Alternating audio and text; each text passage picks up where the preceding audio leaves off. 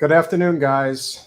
This is a very, very impromptu podcast we're doing this afternoon. As you know, we generally live stream on Monday and Wednesday evenings, but with such a unfortunately monumental decision that was brought down by the Supreme Court today, we definitely had to come on and talk about it. And as you can imagine, the reactions so far have been fairly consistent with what we would expect. But that's not necessarily a good thing. There needs to be dramatic action taken as soon as possible. And, we're looking for people we're looking for leaders, if you will, people that can really speak to the magnitude of Roe v. Wade being overturned. And right now, there's not a lot of them out there, but we're very fortunate enough today to have somebody who has been in the fight for a very long time. Was obviously very young when Roe v. Wade became law, and probably didn't think one would have to live to the day to see it replaced. But there's obviously many reasons as to how we got there, and hopefully we'll be able to discuss them at great length and figure out exactly what's going to be the best course of action going forward. She is a best-selling author and, of course, was former candidate for President of the United States in 2020. You know her, you love her, Marianne Williamson. Welcome back to Generational Change. Oh, thank you, Peter. Nice to see you. Wish it could be under better circumstances, but as you know, this is a very somber day for a lot of people, and a lot of people who, quite frankly, don't really have a lot that they can do regarding this circumstance. We already saw, as soon as the Supreme Court brought down the hammer, Missouri has already solidified their position to make sure that Roe v. Wade no longer exists. Obviously, we know that a lot of the Democratic-controlled states. Heard that Illinois is one in particular that's already looking to codify Roe v. Wade at the state level. If you were in the position of, let's say, President Biden right now, how would you be addressing the nation, and what would be your first course of action to try to deal with this horrific situation? Well, as he said in his speech today, he can't do anything via executive order. But the Democrats right now should be talking about ending the filibuster. That's certainly what the Republicans would be doing if something like this was on the other foot. The Democrats, as we know, have had years that they could have codified this. Obama had said that he was going to. Democrats have been receiving fundraising letters for years saying that we had to send money to the Democrats because, after all, Roe v. Wade could be on the chopping block. The response of Democrats today on a federal level has certainly been disappointing. The president is stunned. He's sad. I appreciate that. He gave us a history lesson, which was probably good for some people. But other than on the state level, like you were saying, Letitia James came out very strongly in New York. Some of the Democratic governors, like Newsom, like Pritzker, are going to do what they can. I think one of the ways that this is a political awakening for people is that we do recognize on a day like today the importance of our state elections and state legislatures. And too many people, particularly on the left, Peter, have been always very concentrated on presidential elections, less so on the midterms, and almost treating state elections like they're an afterthought. Well, it's very clear now that the state election should never be seen as an afterthought. I thought that the House Democrats standing on the steps of the Capitol singing "God Bless America" couldn't be more tone deaf. I thought that Nancy Pelosi reading us a poem, if anything she was going to read us, I wish it would have been her resignation letter. So where we are now, as you were saying before, it's a very somber day. And I think that there are two definite categories of conversation here. One is what needs to be done. And that's what we should be hearing about from the Democratic leadership, is what needs to be done. I think for us as citizens, this is profound on a psychological and emotional level. I think people, you were mentioning before how I was very young. I was a little girl, really, but I do remember that it being a big deal. I have been saying to young women particularly, and this is true of many people my age, you guys don't know. I remember in the 2016 election, a woman who was going to vote third party saying to me, "You can't make me vote my fear, Marianne." And I remember my response to her was, in this case, I wish you would. People couldn't imagine that this day would happen. And Peter, and I think you and I have had a conversation about this before, what this is going to do, the changes in this society. First of all, we've already talked about, a woman's choice of what to do with her body. This is about a woman's choice of what to do with the next 18 years of her life. This is about a woman's agency to make decisions about her entire life. And this is going to change a lot of the vectors and the cultural, the sexual issues in the United States for men as well as women. I mean, young men as well as young women have no idea. Men of any age have no idea. This will change everything that's really at stake when you sexually encounter someone. So this is going to have very dangerous consequences. It's going to have horrifying consequences to women who, as we know, will be having unsafe abortions. The limitation of a woman's rights, not only to her body, but really, as I said, to empowerment and agency in her life. But I just want to complete that by saying, I think there will be some good things from this too. As is often true, there's a line in the Bible, I can't remember what it is, something about what man intends for evil, God intends for good. That there's an awakening that will come from this. And I think there's an awakening going on today, not only because the will of the majority of Americans was overturned today, not just a law, but also because people realize, women particularly realize, the government is not protecting your rights. And we're going to have to stand up and empower ourselves politically in a whole new way and on a whole new level. And I think that we will. We're speaking with Marianne Williamson.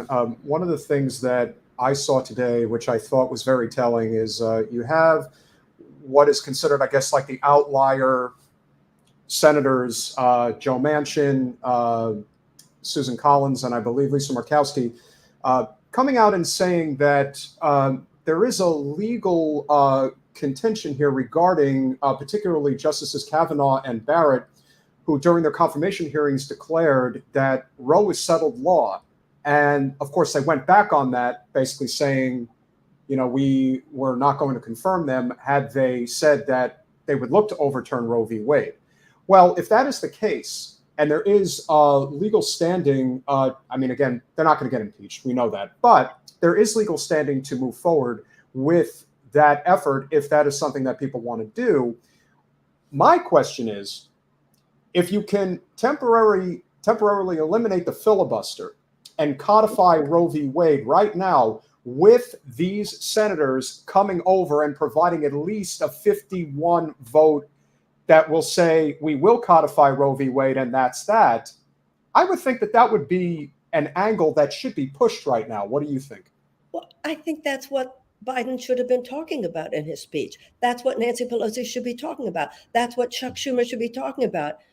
Biden shouldn't just be saying how stunned he is and giving his history a lesson. Nancy shouldn't just be reading a poem. They should be having with the American people the exact conversation that you just said.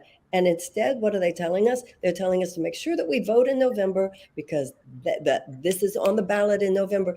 Peter, maybe you did too. I don't know. I got one of those texts, one of those fundraising texts from Nancy, like an hour after it happened.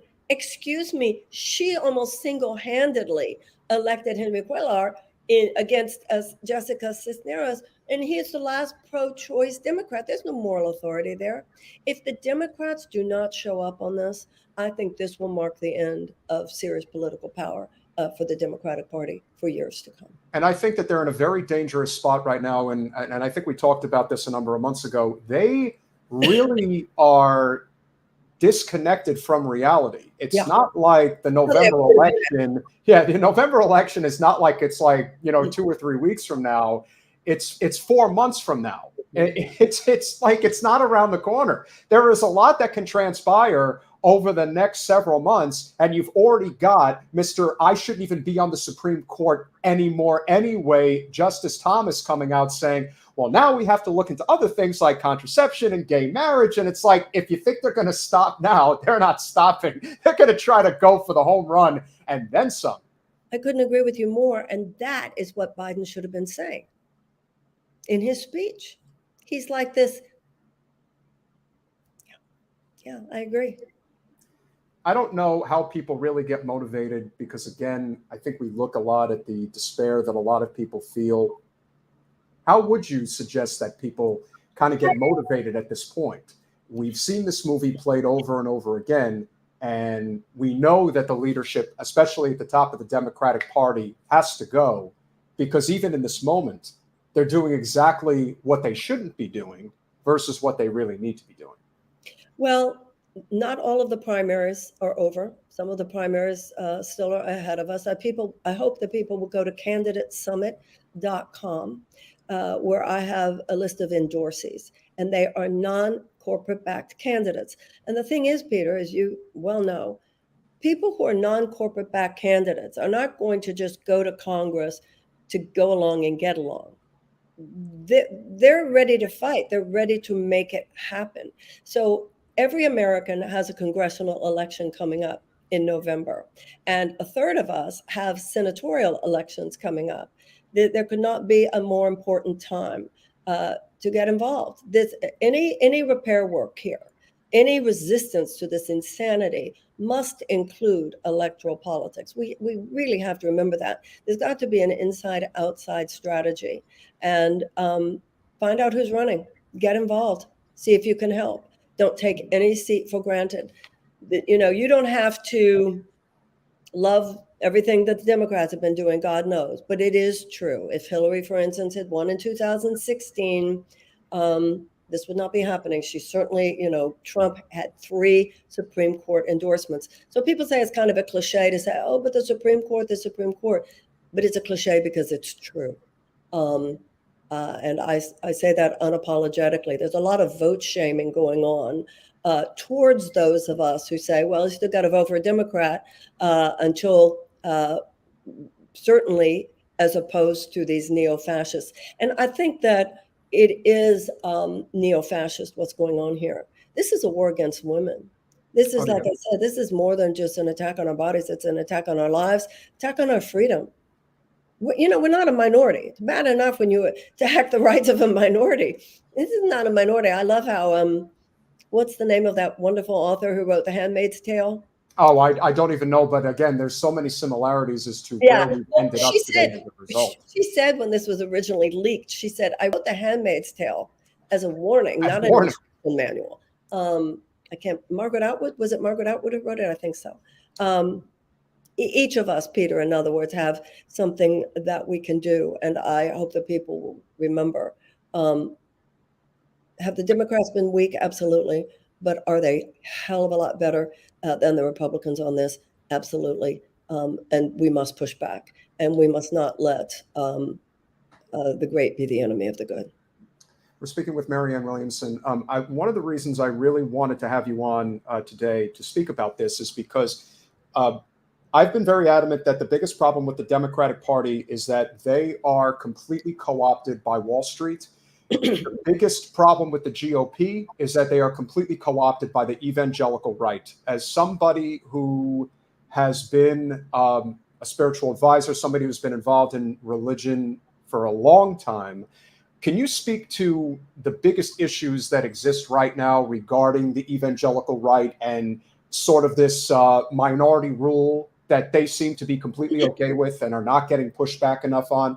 Because from all the responses I'm seeing, so much of this regarding, and especially from men, regarding like what women should and shouldn't do with their body, they're using evangelical principles as a shield to say, well, this is a religious thing. And to me, I have a really, really big problem with how religion has been used as a weapon. And right now it's being used as the worst kind of weapon, as far as I can tell. Well, first of all, you said you thought that the GOP was not co-opted by corporate power so much as by the evangelicals. I don't really agree with you on that because the money comes from the corporate power. I think evangelical Christians have been used as a pawn by the GOP more than the other way around.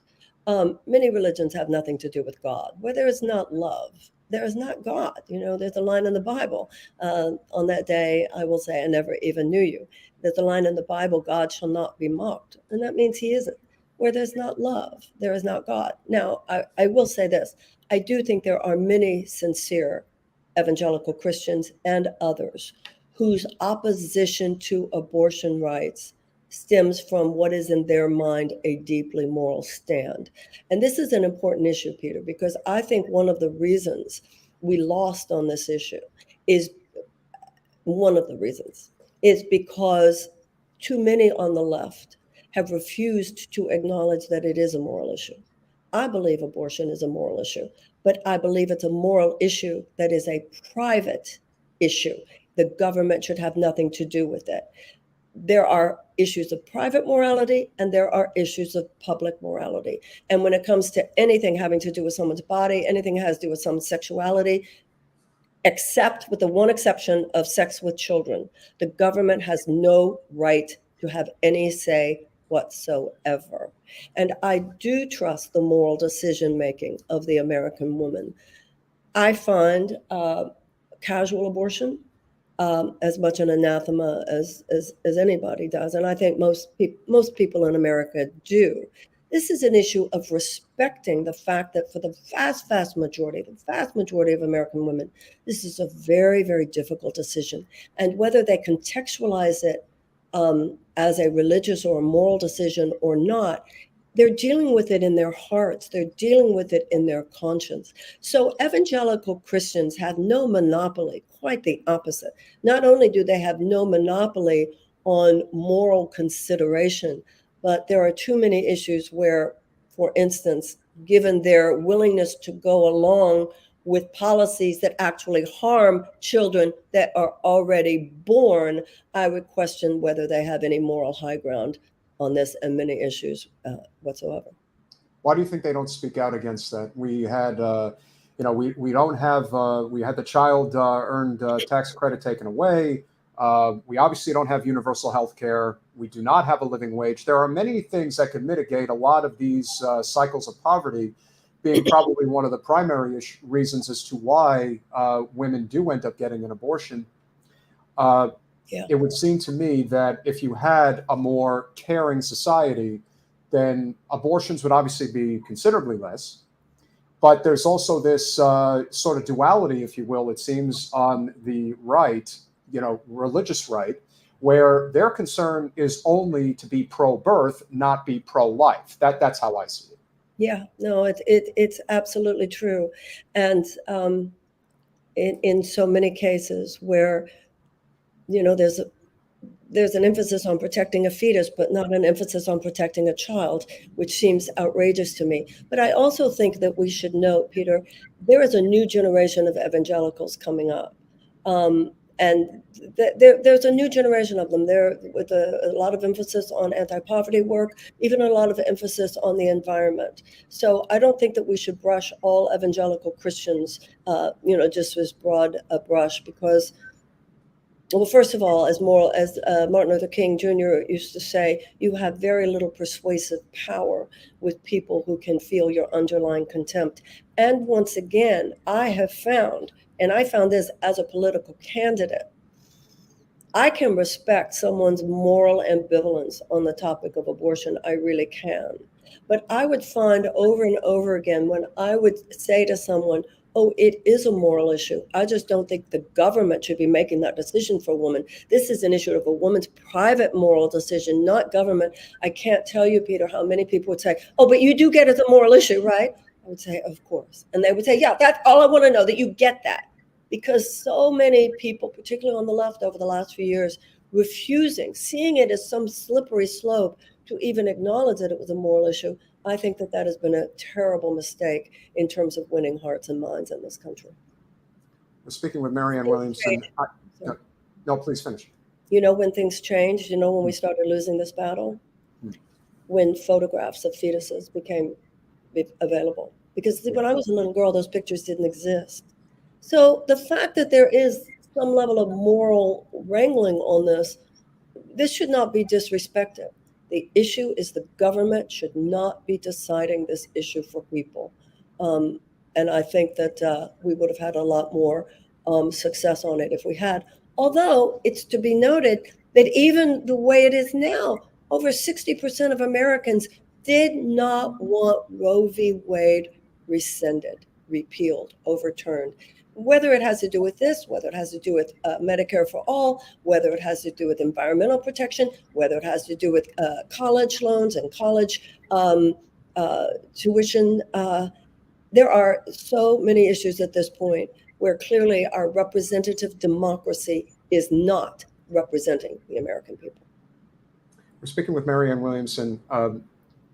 We see a lot of these changes that have been happening recently, and one would think we may be, we talk about whether or not we're heading in the direction of a civil war. That obviously is exceptional hyperbole in some instances, but sometimes, you really don't know. We saw the attempted assassination on Justice Kavanaugh recently that was thwarted. You never know how much worse this is ultimately going to get. But now when we see that it's going to become a states' rights issue, and that is where a lot of these issues are heading, this is becoming a states' rights issue. I feel like we're becoming the divided states of America, truly a red, blue state country. Like, that's really what it feels like we're heading towards right now. And it seems that the people who have the most to say and have the most control are the ones who are okay with this. And to me, that's not anything that I would like to see. I want us to be the United States of America, where we can accept our differences. But we've moved to the point now, especially with the Supreme Court, where that's just not possible anymore. Now it's really become a weapon of division in this country that is, it's reaching a boiling point as far as I can tell. I think you're right. We are, in fact, the disunited states of America. I don't know if you've read or listened to Stephen Marsh, but he argues that we should not underestimate some of the deep, deep hostility of millions of people, very well armed, who pretty much apparently seem to think that a civil war would be an okay thing. I think that we need, as Martin Luther King would say, a politics of conscience. We need to inspire and harness for political purposes the decency and the dignity and the universal moral values of what I do believe is the majority of Americans.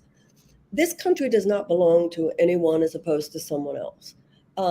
People don't have to agree with each other in a free society. And this demonization of people whose only sin is that they do not agree with us is very, very dangerous. And I think all of us have to check our hearts on that. Even those of us who are on the left.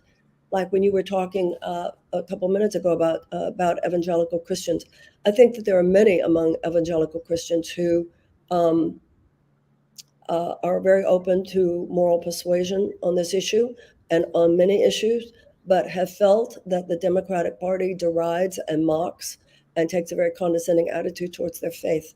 And I think that's wrong, and I think it's stupid. And we see a lot of people that have really wanted to amplify their voices right now. And as you were alluding to before, there is this tendency to want to look backwards and talk about what people may have done right or wrong. I don't even know what portion of the Democratic base you can really, or if it's even the base for that matter, but this issue with vote shaming is a really, really big problem.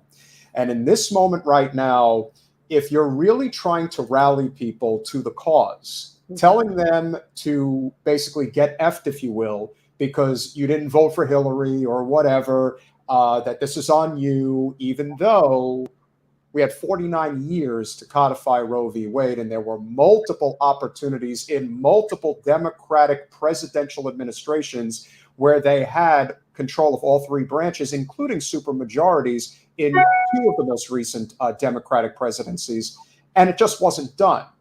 Why do you think there is this tendency to really overlook that and always punch down at progressives? But there's also among progressives, there's also the other side of that, which is how many progressives are vote shaming us for voting for Democrats. I don't want to vote shame people for choosing to vote third party, but I don't want people who are going to either not vote or vote a third party to be vote shaming me. I think everybody should do what they feel moved to do. I did feel, as someone who passionately supported Bernie Sanders in 2016, I absolutely voted for Hillary Clinton. Because once it was over and we had Hillary Clinton versus Donald Trump, of course I was going to vote for Hillary Clinton. And one of the reasons why I was passionate about voting for Hillary Clinton was exactly this, the protection of Roe v. Wade and other things where you can't even compare what she would do to some of the things that he would do and did do. So I think, shaming, do think there's such a thing as healthy shame, but vote shaming is not healthy shame.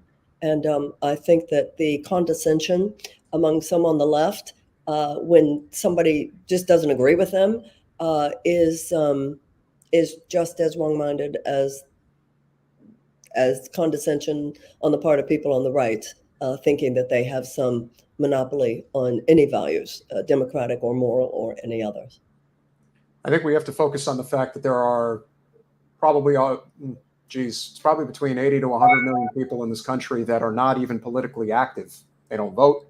They don't want to be involved. They see the system as completely broken and isn't going to serve them in any capacity. As somebody who, has been floated as a potential candidate in 24, I think it's important that we recognize that there are these millions of people out there that are politically homeless, I guess you could say. There's so much of this focus on, well, we need to focus on the fact that we don't have all of our ducks in a row within the party infrastructure. Well, the truth of the matter is, over half this country identifies as politically independent, and appealing to that base of voter, I think, is even more important because, like you said, you were really gung-ho about Bernie. When it got to the general election, you voted for Hillary, but your ideals are much more in line with where the country is going right now. And like we said, there is this old guard of the Democratic establishment that refuses to relinquish power even an inch. They don't want to give up anything. And now we're faced with the ramifications of doing that. Something as simple, and I know a lot of people don't like to talk about it, but something as simple as not encouraging Justice Ginsburg to retire in 2013, 2014, where there was ample opportunity for her to do so. Had she done so, President Obama would have had an excellent opportunity to replace her. Could have been Merrick Garland, could have been somebody else, but it certainly wouldn't have been somebody like Justice Kavanaugh or Justice Barrett. I believe that we really need to focus on how we bring more and more people in, because the way that we've been constantly doing things over the years has really pushed a lot of people aside. And that's kind of why I think we've ended up here. People have been told, get lost, don't tell Ginsburg to step down, you better vote for Hillary, all of this stuff. It has the opposite effect of what they're intending, at least as far as I can tell. And I think that's where your voice plays a major role, especially for anybody who may, there's so many people now who are saying, forget the Democratic Party, I'm not going to get involved. Well, the more that happens, the more we're heading down this path. Yeah. Well, even with Ginsburg not retiring, Obama could have appointed Merrick Garland. I live in Washington, D.C. now, and I'd always heard that Washington, D.C. was a bubble. It's more than a bubble. It's like a walled city. When you live here, you really do see these people don't have a clue what's going on out there. So what happened with the Obama White House and the Democrats during those years is they literally could not conceive that Trump might win. I mean, apparently Obama was saying till the night before the election, Hillary will win. They thought, we'll leave those to Hillary. Hillary will get to appoint the next one. Hillary will get to, no. But if they had been wise enough to realize that Trump could win, they probably would have been wise enough for the entire 8 years to know they needed to do more for the American people. And I think when you talk about the millions of people who do not vote and do not participate, I think sometimes what is read as apathy is just a kind of really quiet rage. The people feel it's the only way I can resist. It's the only way I can say fuck you is to not vote. Two things that I think are very important. One is obviously the fact that many of those people you're talking about have not seen government do anything for them, really. I mean, remember, Ronald Reagan's whole thing was that government is not the answer, government is the problem. Convincing people that the powers of government should not be used because they're so inept. And of course, all that was a cover for trying to privatize everything and give all the resources of the country to the public sector. Even, I would say equal to that, though, importance is many of the people you're talking about, Peter, were not taught as children anything about American politics. You have 11 states that don't even require half a year of American civics, American government, American history. So there are so many ways that people are locked out they're locked out economically, they're locked out socially, they're locked out politically. And when you start undereducating people or miseducating people, which is what so many people are arguing for now with their craziness about critical race theory, et cetera, then you've really got a problem on your hands. The founders were very clear. That's why they demanded a free public education, because they knew that only a population that was educated would be empowered appropriately to govern a great nation.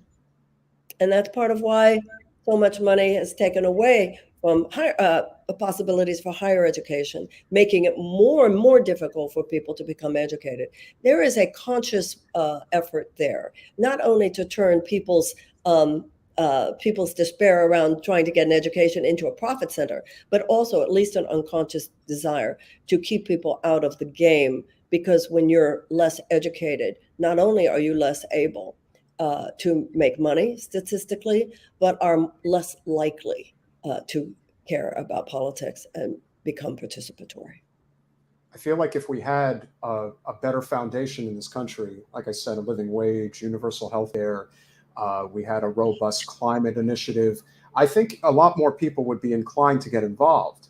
And right now, all we've been hearing from our current president is that we can't do this and we can't do that. There's always an excuse as to why we can't do it. A lot of hand wringing. How much longer do you think, considering how, we'll just say a failing presidency of the highest order that President Biden is sitting in right now? I mean, he's refused to do anything to try to rally millions of people, even though he has the authority to do it and chooses not to. Do you think it's simply a case of just the corporate special interest attachment that his administration has and is unable to basically do anything because it basically is this sort of interconnected system where if he were to go ahead and do that, then a lot of the money for a lot of these candidates running for office would just dry up? I mean, I don't know. I'm just at the point now where I'm just thinking, Joe, do something. I don't even try to analyze it anymore. I can't look into his heart. I think too many times we excuse bad behavior on the part of politicians by saying, well, they think this or they think that. I don't care what they think. You can have, they are our employees and they should be judged by their performance. Touche. They should be judged by their performance, but they're not being judged by their performance because their approval is abysmal, and yet they always manage to get reelected.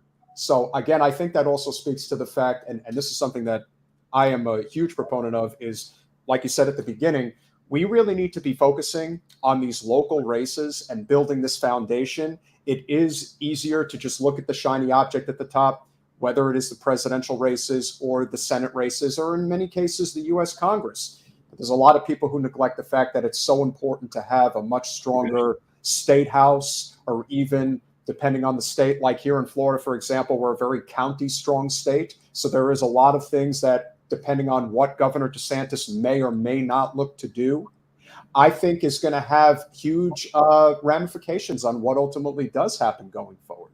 I don't think this is the end. I think that there's going to be there's definitely, this is a bad day, but a lot of people are going to fight back, even if our politicians are not. Well, we were talking at the beginning about the changes that are going on inside people, today. And I had said earlier online that I hope that there are many women, particularly young women, who are really in their heads saying, that's it, I'm going to run.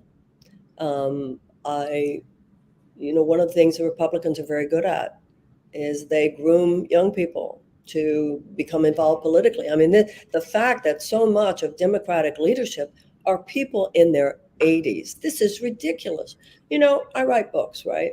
So anybody, however many, I don't need to leave book writing to make book writing more available to someone else who wants to write a book.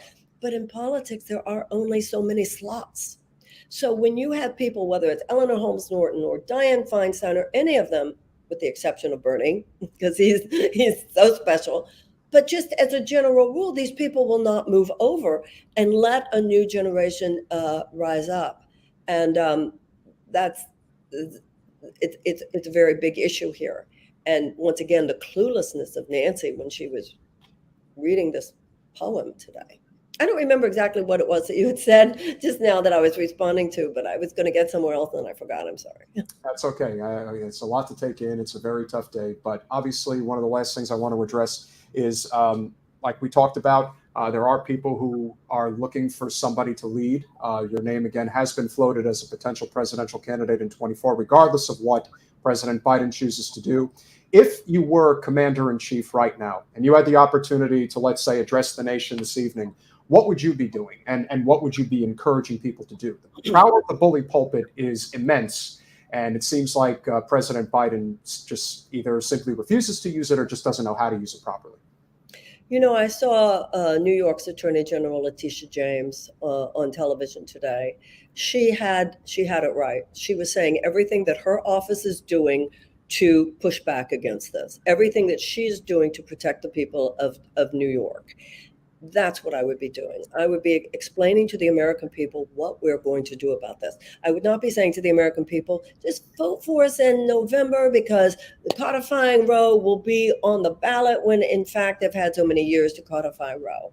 I would be bringing together Democratic leadership, and I would be discussing with the American people all of the options.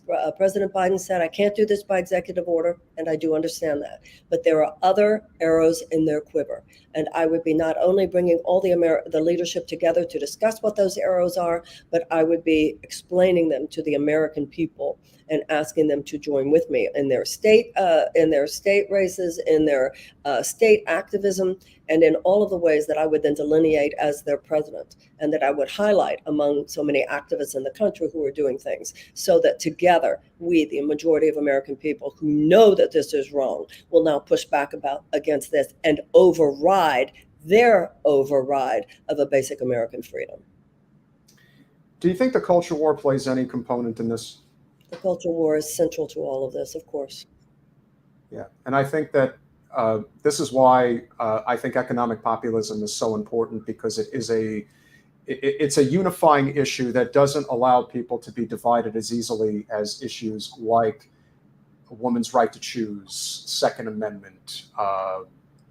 Peter, no, please. I don't know if these people even exist in office now, but I certainly remember the term pro-choice Republican.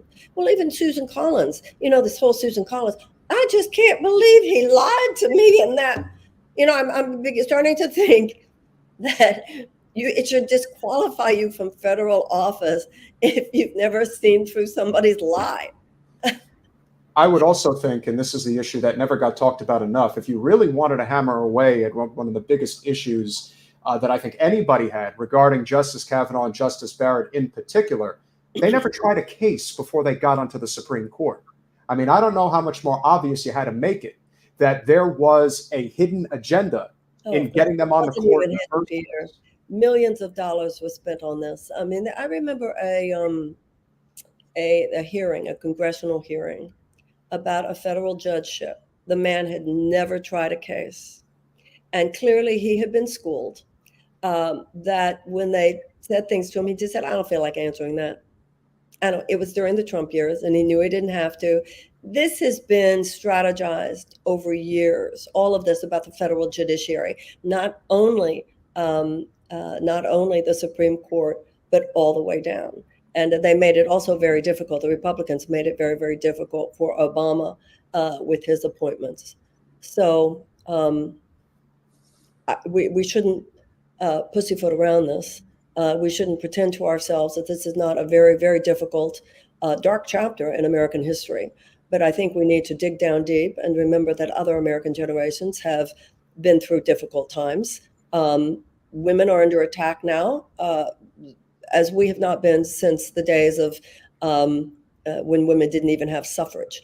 But the women's suffragette movement rose up, pushed back. We had slavery in this country. The abolitionist movement pushed back. We had segregation in this country, and the civil rights movement pushed back. And those movements pushed back successfully.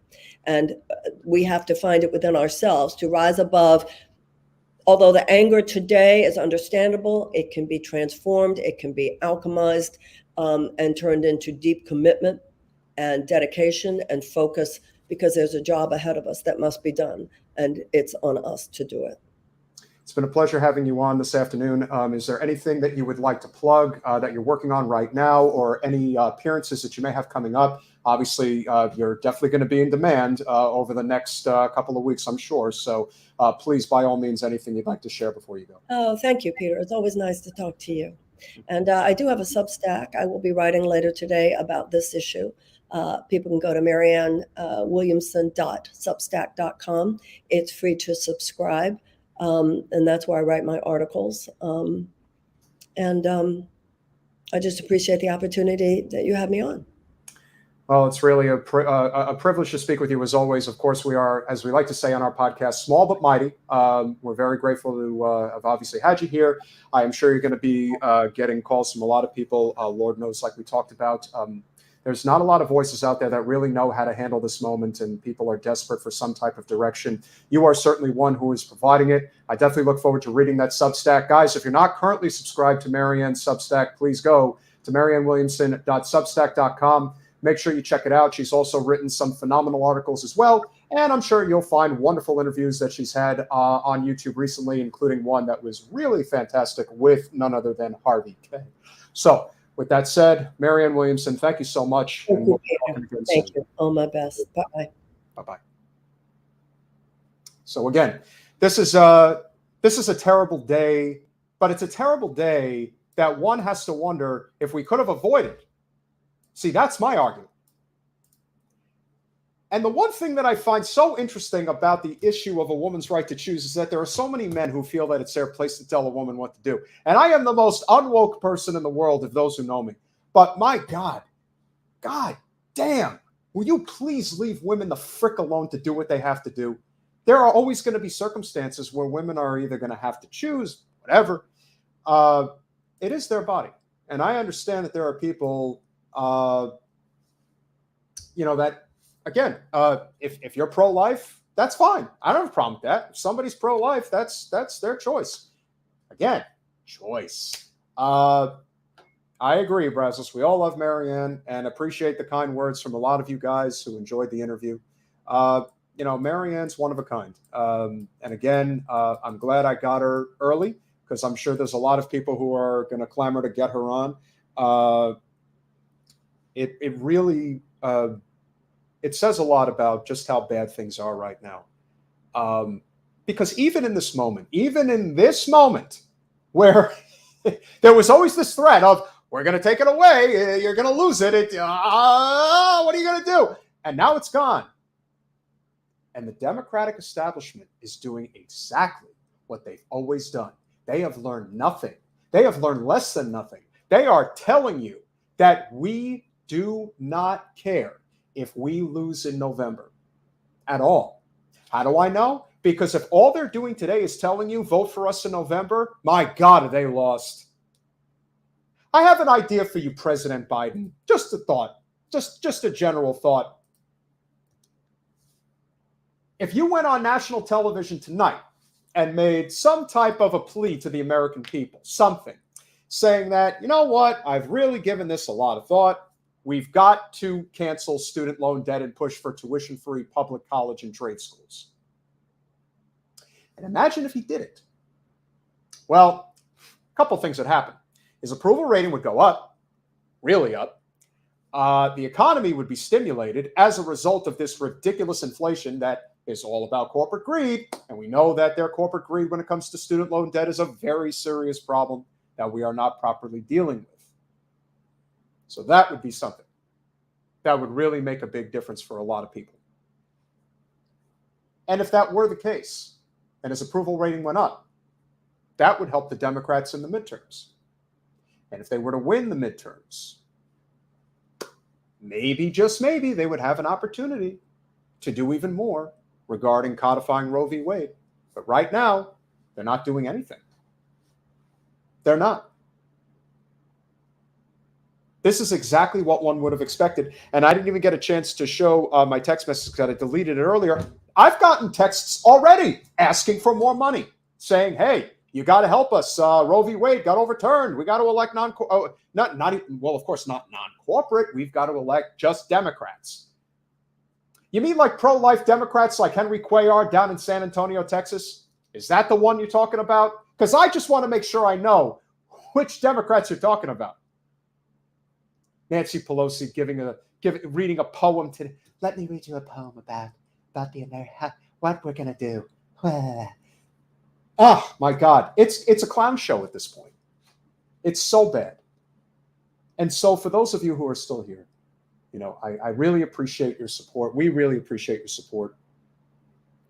You know, Jen put a statement together that we're going to post on social media for Instagram and Facebook shortly. You know, Jen is out in Asheville, North Carolina. I believe, I don't know for sure if she's going to be, I know that there's going to be tons of rallies today. I have an engagement that I have to go to later. Yeah, it's a bad day. It's a bad day, but it's a day that, again, could have been avoided. 49 years of codifying Roe v. Wade, and it wasn't done. And there were multiple opportunities that it could have been done. And President Obama coming out today talking about, oh, it's such a terrible day. Well, hey, I mean, you campaigned on codifying Roe v. Wade back in 2007. And in your first 100 days, when you had a supermajority with a filibuster-proof Senate, you said, yeah, we're not going to do anything about that now. I wonder why. Because you knew it was a fundraising gold mine and you had to use it. Thank you, Kim, for the support. Really appreciate it. You know, the truth is, and I'm just going to be honest here, Kim. I'm going to be honest for a lot of you guys. I don't think protecting Roe v. Wade is enough to get people to vote at all. I just don't. Because it's not an economic issue. You'll get people to vote for sure, yes. But, my God, if you're not attaching Roe v. Wade to some type of an economic benefit that people can get as a result of them doing something, think about this. You know, we put out a post on social media the other day that really got a lot of traction. Our minimum wage is $7.25 an hour. You know what percentage of America lives below the poverty line and is on welfare? 1 out of 5. That's a lot. Do you know what the minimum wage is in Australia? In their country, it's $21.38, which translates to just under $15 an hour in the United States. Do you know what percentage of their country is on welfare?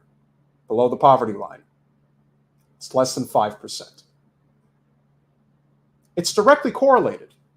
It's all connected. So if you went out and made an active push right now for a living wage in the United States, you think that wouldn't change things? Of course it would. But as my good friend Jordan Chariton at Status Quo likes to say, we live in the United Corporations of America, and they control what you can get and what you can't get. And frankly, what you can get is very, very little. You get very, very little in this country. They don't even want you to have a pot to piss in. They'd rather you drink it. Drink your piss. Because that's kind of how it is.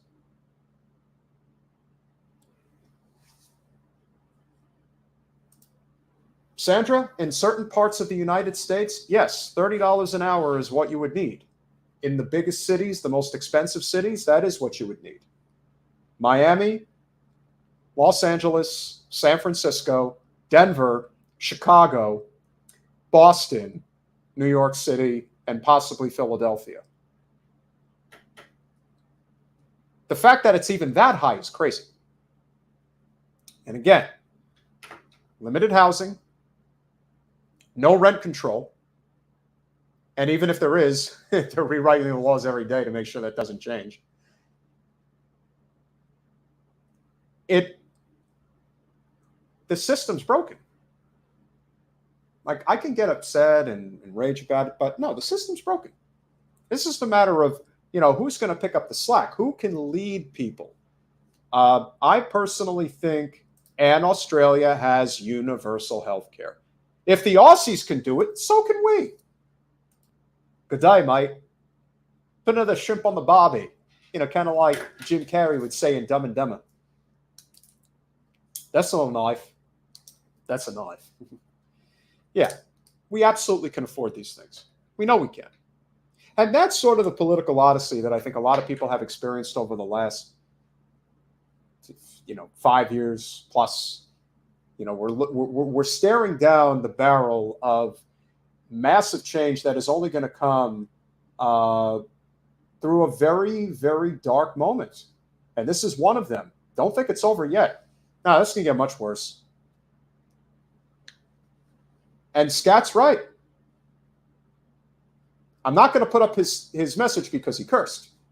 Marianne cursed too. I don't know if that's going to hurt our monetization. I hope it doesn't, but nevertheless. Of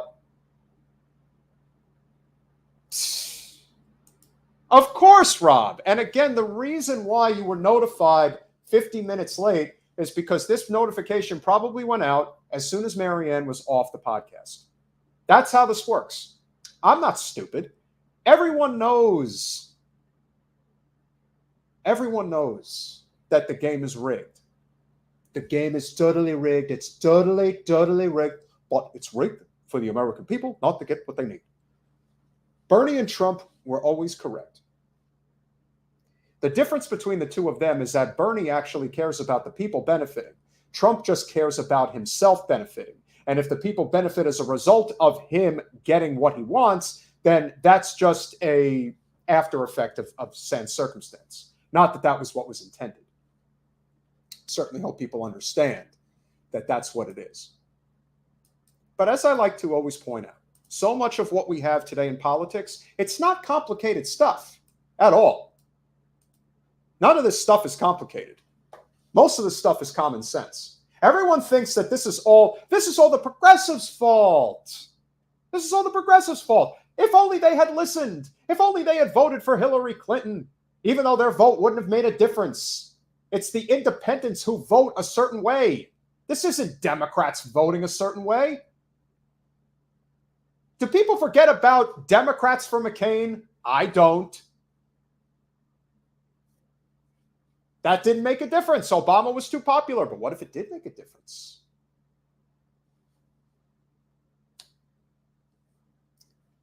And Bernie is without fault.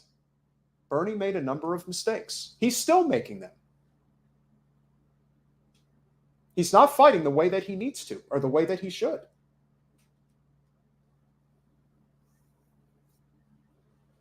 And the sad truth is, if Trump was president, there would have been a much brighter light on this problem than there is with Joe. They've gone to such great lengths to protect him. And it's only hurting this country. It's like, Marianne said, when you're in D.C., you're not in a bubble. You're in a fortress. It is even worse than you think. It really is the canyon walls in so many ways. Yeah, people will wax poetic towards Trump because things have gotten so bad under Joe, you could legitimately make the argument that it is worse now. I don't know what's going to happen in 24, but the wrinkle of Roe v. Wade getting overturned really makes things very, very interesting right now because of Governor DeSantis. Florida is a Dixie South state. It is going to be very much like the other states you're seeing, especially in the heartland in the South. Missouri, obviously, is the one that just came up today. DeSantis is not going to benefit politically if he goes after Roe v. Wade. He knows this. That's why he's been silent on it. And it's going to, again, there are going to be cases. It's going to happen fast. If there's a state where it's going to happen fast, it's going to be in Florida, where you are going to have people that are going to be getting abortions, trying to get abortions, will get them, will get caught getting them, and there will be attempted legal ramifications as a result. The question is, will Governor DeSantis direct his attorney general to move forward with abortion cases?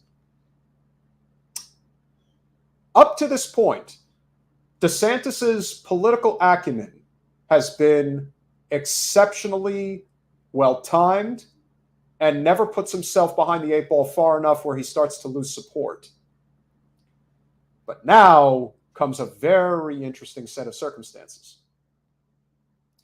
The presumed nominee on the Democratic side for governor in Florida, Charlie Crist, has called for the impeachment, as I and Jen were calling for earlier, of Justices Kavanaugh and Barrett.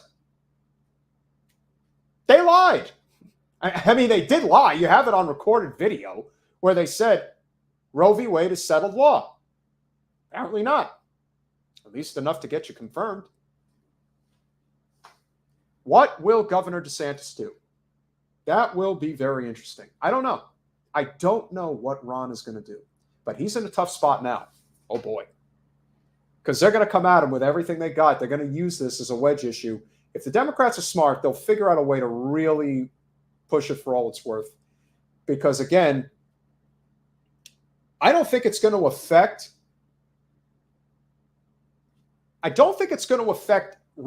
Ron's ability to get reelected governor. This has more to do with whether or not he thinks he's going to run for president and win.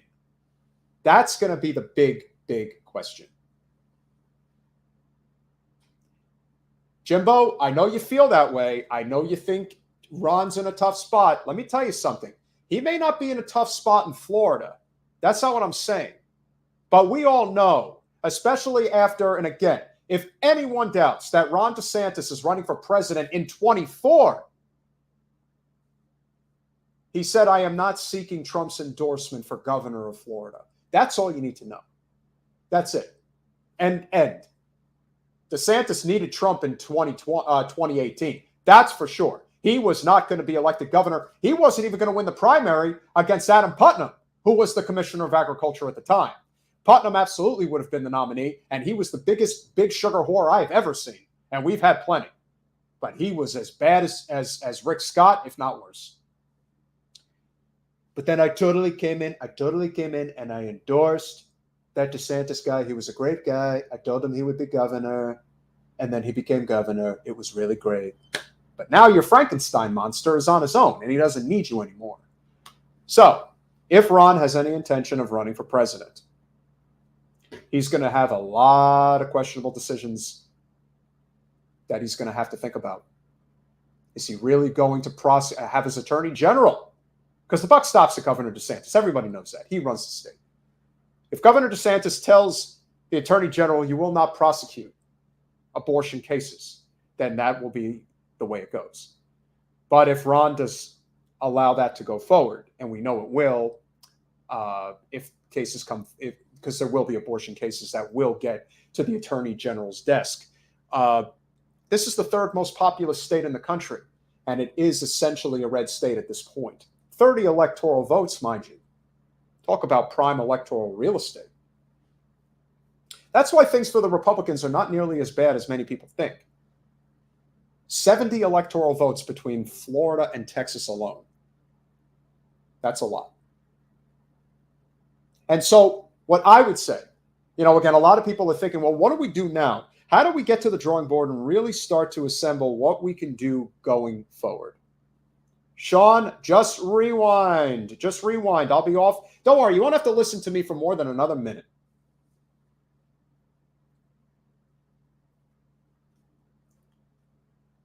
In my opinion, I think Governor DeSantis is going to walk a very tightrope right now. He had a victory with the net metering bill that he never should have had. That's the Democrats' fault. 3 Democratic state senators voted yes on net metering, which is a bill for FP&L, which screws people who want to use solar. Crazy. But he vetoed it. And now he looks good.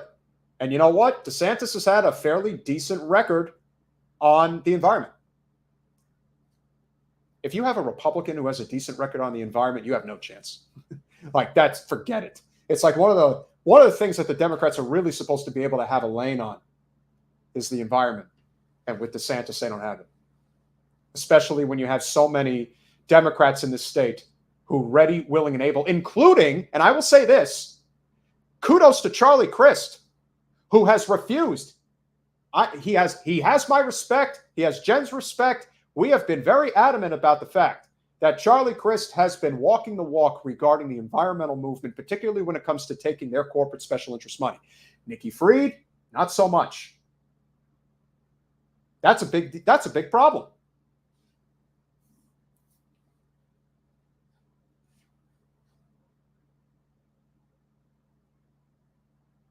I'm really, we are not doing what we need to do at the grassroots level. We are not building that infrastructure that needs to be there at the state and local level. There are so many people who want to run for office, but they want to run for an office that is completely unattainable. And I know there are people who are going to hear this.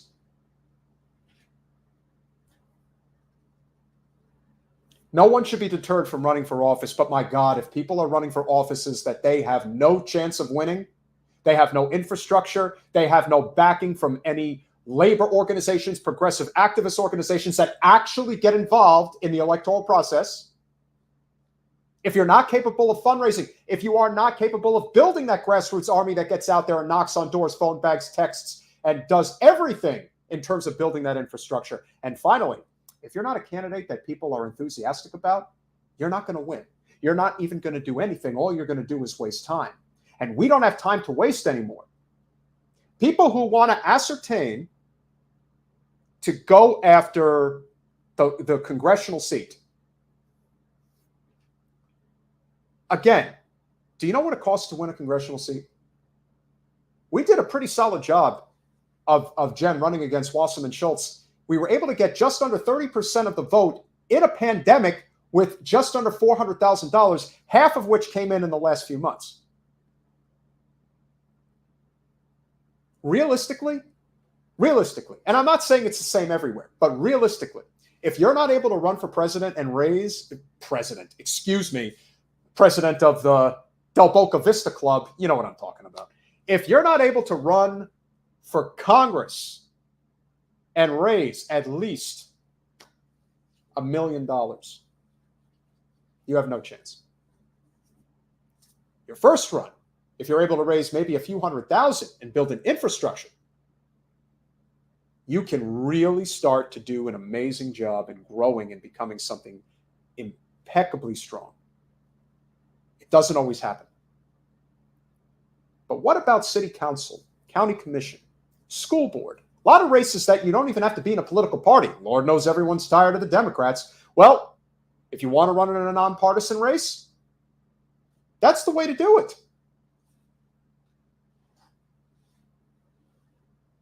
It was actually over 28%, Mal. It was a little under 29.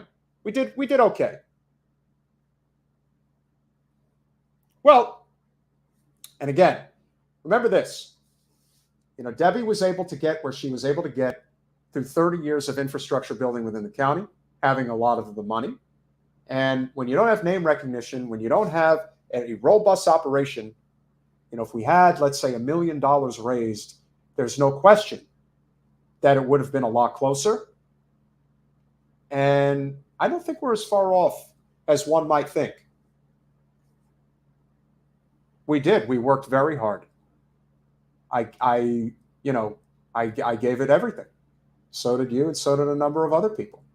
And that's what it takes, because we ran for office in a place where it's as tough as any place you're ever going to run, because they literally lock up everything. The Democratic Party, they are desperate to hold off this fight, and they cultivate everything locally. Everyone turned us away. Nobody locally, I mean nobody, even people that I was friendly with who would talk behind the scenes. You know how that goes. People who are high up in the Democratic Party who said, I hope you take Debbie out, but I'm not going to say anything about it publicly. The Democratic Party's infrastructure is old, archaic, worn down, corrupt to the teeth, corporate owned, and dying a slow death every day. It's not going to last because too many people are hip to the game now. Imagine the difference that one would make if Jen ran for Congress again in 2024. No guarantees yet, but if she did, think about where you'd be starting from. we might have $400,000 in the first few months. We might have a legitimate operation to run and win.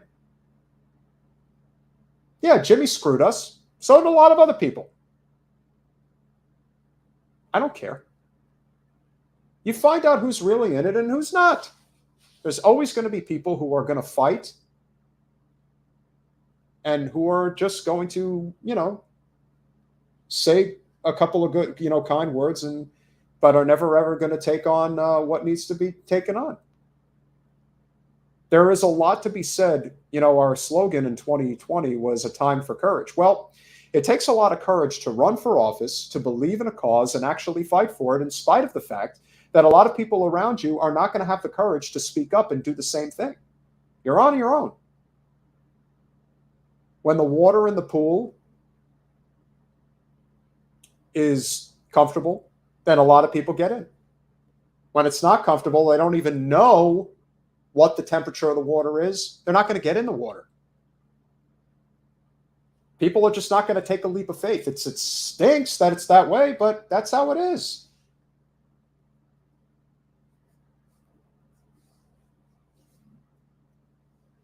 You can't let it get to you, Mel. I don't let it get to me anymore. Because history and the issues that we're fighting for are on our side. They're not on they're not on Debbie's side. They're not on any of their sides. The learning experience is so very necessary to figuring out exactly what needs to be done. It takes time. And I know a lot of people are impatient.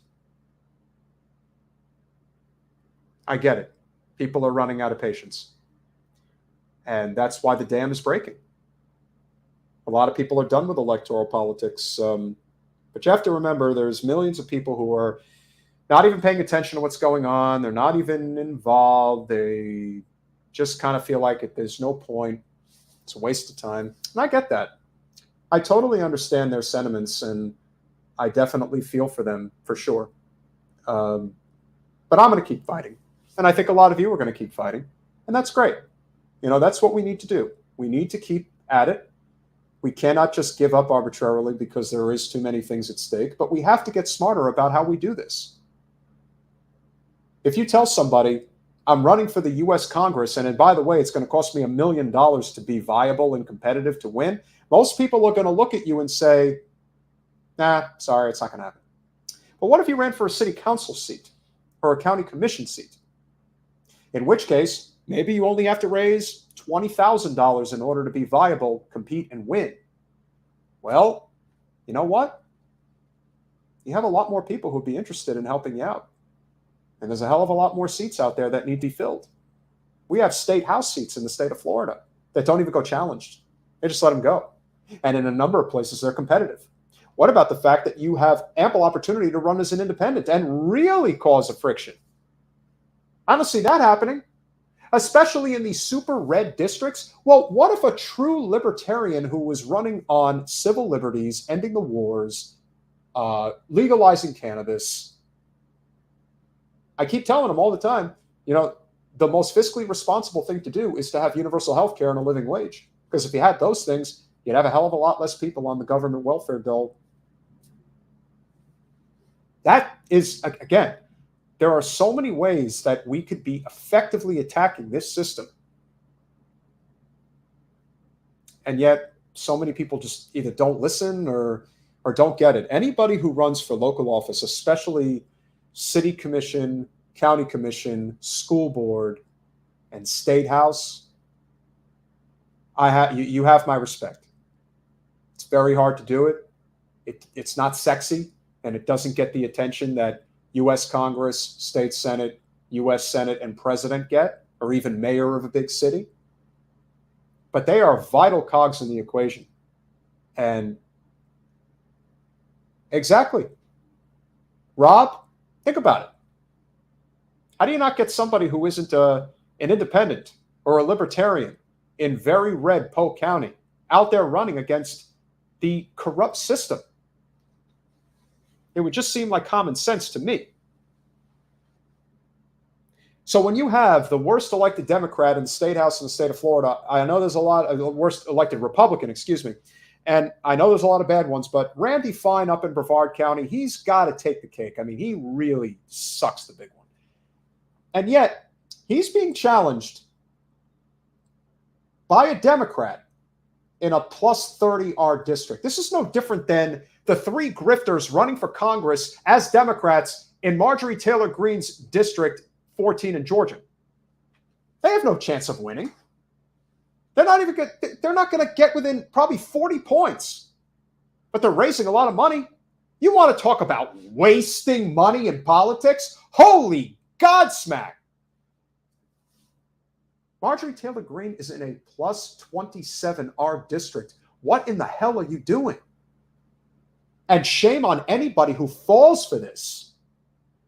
How do you not see the grift? It's so obvious. The millions of dollars that's been raised, how effectively that could be utilized in other ways. Hell, helping out Senator Warnock against Herschel Walker could be huge. And that's going to be a tight race. And I think Senator Warnock again, it's going to be tough, but I think Senator Warnock has a better chance of keeping his seat than Stacey Abrams does of taking over for Governor Kemp. Hell, at this point, you probably would take a split if you could get it.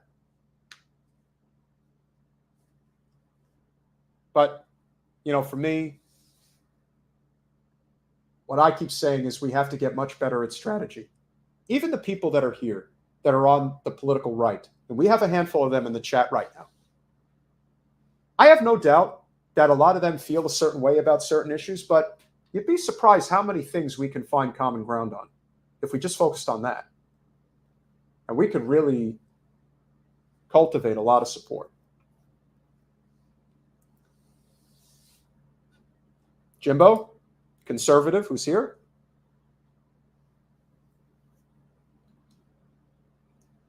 No healthcare system is perfect, but don't tell me that people would prefer the American healthcare system to the Canadian system. There is no comparison.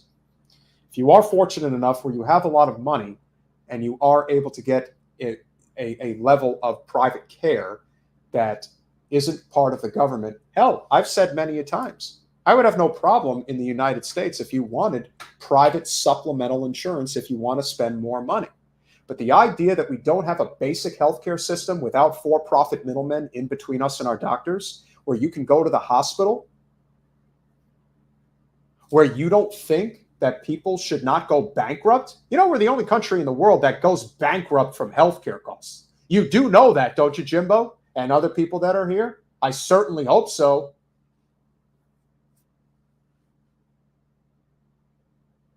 These things are so common sense. I don't know how anyone just doesn't see it. And yes, if I was to run for office, that is what I would say. So much, if not all of our issues, are all common sense solutions waiting to be had. Cigna, Aetna, United, Blue Cross, they have no reason to exist. They provide nothing that can't be provided between you and your doctor and the hospital you go to. They have nothing to offer of any value. And you're getting screwed left and right by them every day. No one spends more money lobbying Capitol Hill than private insurance and big pharma. And why? Because we don't need them, but they have to continue the grift. Now, thankfully, a lot of people are starting to see through that. Jimbo? Here's the difference, my libertarian friend. We're not talking about government-run healthcare. We're talking about government-funded healthcare. That's what all of the well-developed countries have. We're not talking about China. We're not even talking about Cuba. We are talking about where our tax dollars are allocated. And don't give me the BS about how taxation is theft. I ain't going to have it. And that is extreme right libertarianism, which is not really libertarianism. It's anarchism and borderline fascism. It's kill or be killed. I understand there's a lot of people who believe in that.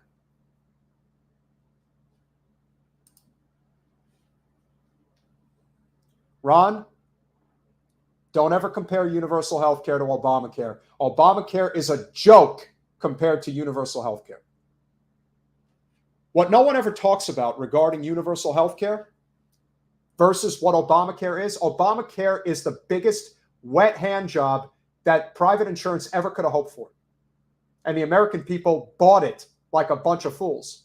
I bought it like a fool for a brief period of time, but eventually I figured it out. The only good thing that really came out of Obamacare was that it took away pre-existing conditions. And that is a big deal. And that meant a lot for a lot of people.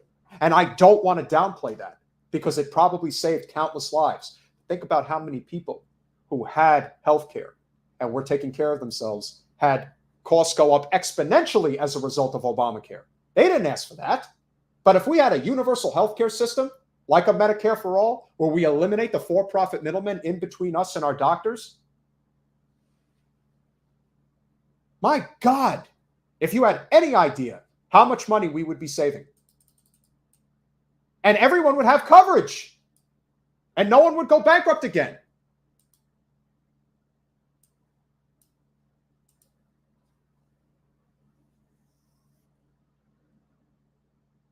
And again, Jimbo and Ron, this isn't a question of whether or not anything is free. No, it's free at the point of service. The doctors are paid through our tax dollars. And in a free market system, which we would have, the doctors would get paid based on their performance. So if they're a great doctor, they are going to have a backlog of, I don't know, 2-3 months, like most doctors down here in like Boca Raton and Delray Beach have anyway. That's not going to change because they're great doctors. They're still going to make high 6-7-figure incomes. That's not changing. Most doctors do not want private insurance because of all the paperwork and bureaucratic nonsense that they have to deal with. A libertarian perspective when it comes to living wage and healthcare is absolutely needed. This idea that we're trying to make it a government-run system is crazy. And you know it. And you're just lying if you think that this is what we're not trying to do here. I understand you don't want to give healthcare to certain people. I get it. But you know what? We kind of have to live on this planet together. So there's going to be people who are going to get services that you don't like. And you might get services that other people don't like. But you know what? If we can eliminate these price gouging scum suckers that do not have a right to exist in our system anymore, my God, anyone who thinks, Jimbo, again, this will save an unconscionable amount of money. You can't even see it. It's so big. Why do you think they lobby Capitol Hill so hard in both parties not to push forward anything to change in the healthcare system? Because it's a cash cow of the highest order for the very, very few who make a killing off it. That's what it is. And I know people who make a lot of money off of it. A lot. And if we did the right thing, which is basically say you want to go to your doctor, but you don't want to have to pay copays or premiums or deductibles, they have no reason to exist. It's a made-up thing. My God, if you're a libertarian, this should be the thing you scream the loudest about. This is the real price gouging. This is the screw you with a sharp object. That's what it is. That's all it's ever been.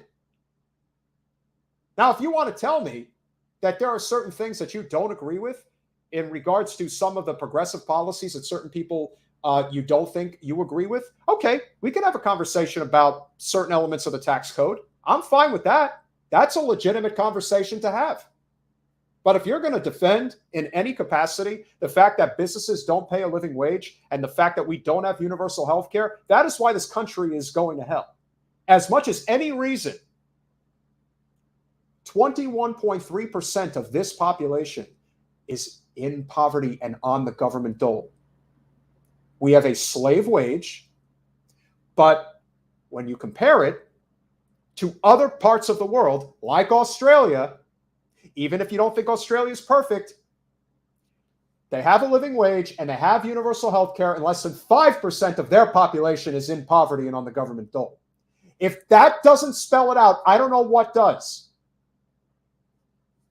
You have probably close to 70 million people in this country who suffer every goddamn day and have to live on the government dole in some capacity.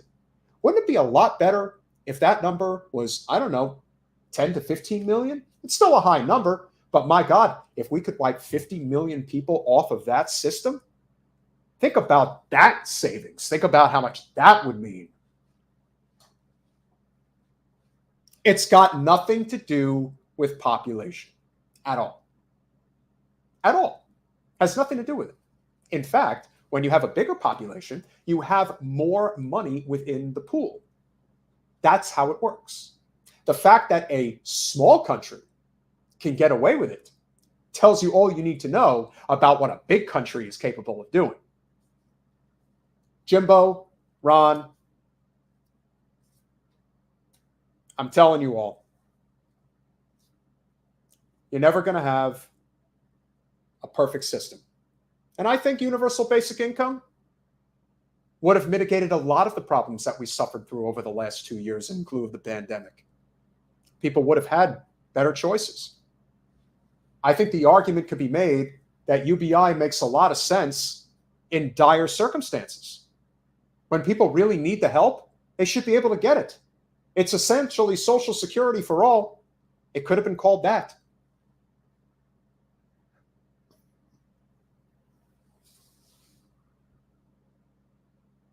You know, Andrew Yang was an amazing supporter of our campaign.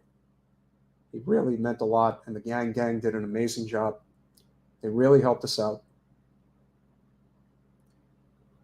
There are good people out there, guys. Don't think that there's not. Sean is a conservative or libertarian. Jimbo, Ron. And we can have these conversations. And you know what? Deep down, I think they know what I'm saying is the correct answer. And that's not to say that we don't need fiscal conservatism in the United States. We do. We spend money like it's going out of style, and we spend it on the wrong things. I don't want to hear another fossil fuel company get a subsidy of any kind. They don't need it. Why do you think we don't have a robust a green energy grid that's being built in the United States right now? The reason we don't have it, quite simply, is because the government is overrun by corporate special interest money. And fossil fuel money is right near the top, along with private insurance and big pharma. That is why you don't get anything. That is why we don't have hybrid cars. Now they're just building electric cars with huge batteries that are going to result in bigger problems because we don't mitigate the problem. If we can't eliminate the ability to drive an internal combustion engine right now, you know, you have a Toyota Prius that in some cases gets up to 60 miles to the gallon. Well, you know what? Every damn car should get 60 miles to the gallon. The only reason you have $5, $6 a gallon gas right now, $7, $8 in some places. Why do you think you have that? You think this is because of Putin? You think this is because of uncontrollable inflation? No, this is corporate greed. That's why you have it. No one controls the fossil fuel industry. They control us. They run the show. They charge us $10 an hour, $10 a gallon if they get away with it. And in some cases, they're going to try.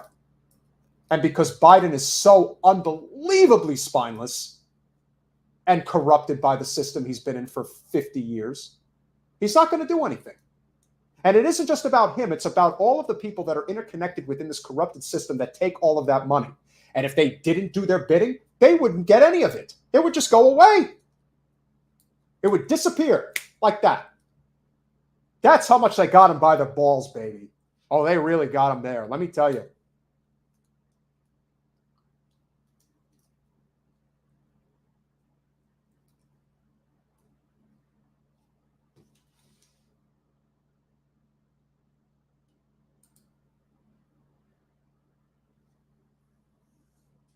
I like you, Ron. I think I think you're trying to be good faith about this, but there is no 60% tax. And anybody who tells you that is lying through their teeth. This isn't Scandinavia. We're not going to have a completely drawn out system where you have all of these endless amounts of services covered top to bottom, almost a cradle to grave type situation. Ricky, thank you so much. Really means a lot. And for those of you who are here, if you like our content, if you appreciate what's being discussed today, whether the conversation I had with Marianne or you like the work that Jen and I do, we would really appreciate it if you did become a patron, as little as $5 a month. Remember, the money that comes to this podcast does not go into our pockets as profit. We are transforming politics into service, and we are helping local, state, and even some cases federal, non-corporate candidates get elected to office. We are also involved with local community efforts such as beach cleanups, community gardens, homeless care packages, you name it. We're out there helping in whatever way we can.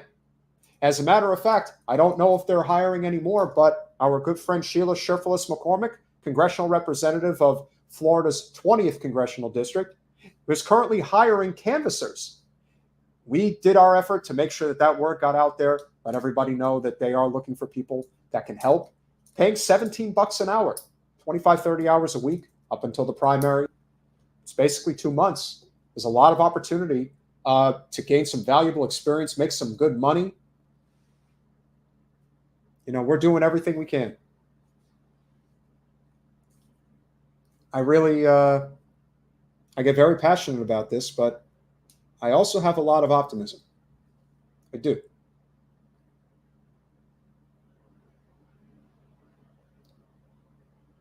Support them all, Sandra. Support them all. Free Assange, free Donziger, free Peltier. Support your constitutional right to free speech, even if you don't like the person. As Noam Chomsky once said, I don't support the Constitution because I want to protect the speech that I like. I do it to protect the speech I don't like. And that's how it is.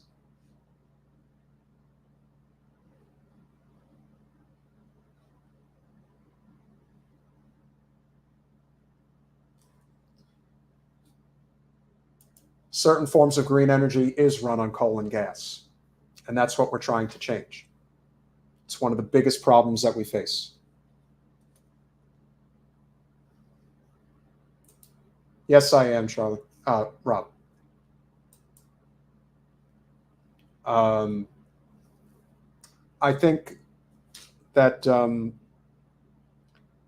this is a huge issue. If we're going to have a green economy, we have to be honest about what it's going to take to get there. And we have to be very, very clear that there's a lot of problems with currently how a lot of this stuff is harvested, if you will. We do have solutions. There's plenty of them. There's hemp. That never gets talked about. There's biofuel. That is an easy solution, especially when it comes to jet fuel. You want to talk about something that could really help. Green economy is not a few decades away. You could have it in a few years, easily. The president has the authority to declare a climate emergency, which we're living in. Bet you didn't know about the 11 million people that just got displaced in India and Bangladesh. Yeah, that's never going to hit the news. So if you want to deal with the problem, you have hydroelectric power that's easily obtainable. There is so much power that can be obtained through water. But we destroy water through hydraulic fracturing. And I think everybody can agree. We don't need fracking wells on our properties. You'd much rather have a solar field. Wind farms. Jimbo, regardless of what you think about climate change, here's one thing that's indisputable. You can't drink oil and you can't eat money.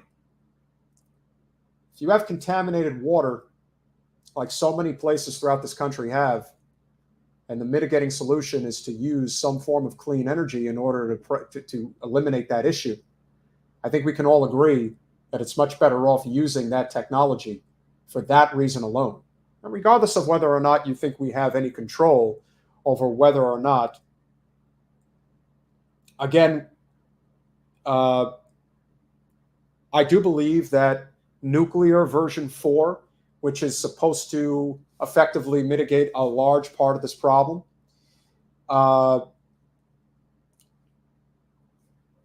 everyone talks about nuclear waste. The only issue with nuclear really in the version 4 or generation 4 nuclear system that is being built is how long it will take. But if in fact our transitional fuel, and again, what you have to remember is that version 4 of the nuclear system is supposed to eliminate nuclear waste. That's really what it's about. And so if that is the case, then having nuclear as a substitute for natural gas and coal is an absolute must. That's where I stand.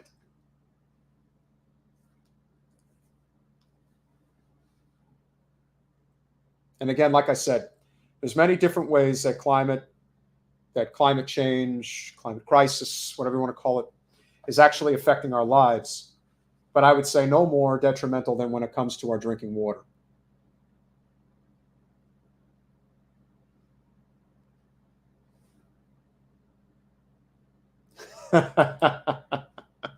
Yeah, we're not dealing with three-eyed fish, hopefully, Guy.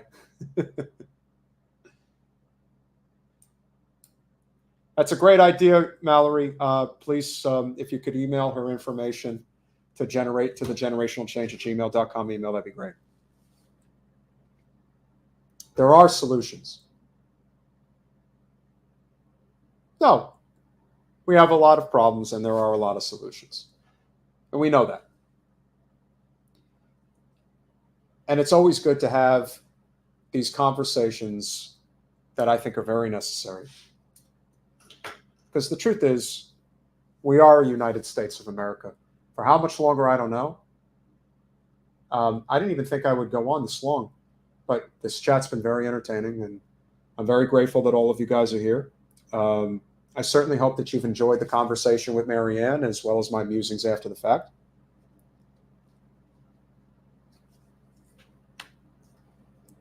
Fact of the matter is, there are a lot of people who wish that there were more solutions than what we are faced with as of right now.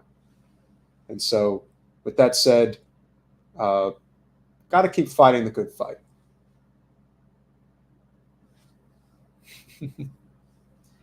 Remember, once again, patreon.com/generational change for as little as $5 a month. Could be $10 a month or $25 a month. Whatever floats your boat. I think it's always good to have a little bit of fun. Thank you very much, Paul. It means a lot. We're very glad to see all of you here today. We will obviously be back on Monday. But yeah, this was a big day. This was a not so good day. But obviously we have a lot of work ahead of us. And again, keep fighting the good fight. Smash the like button. Get involved. All of you today have been really, really great. Really tremendous, incredible people. So thank you so much, and we'll see you on Monday.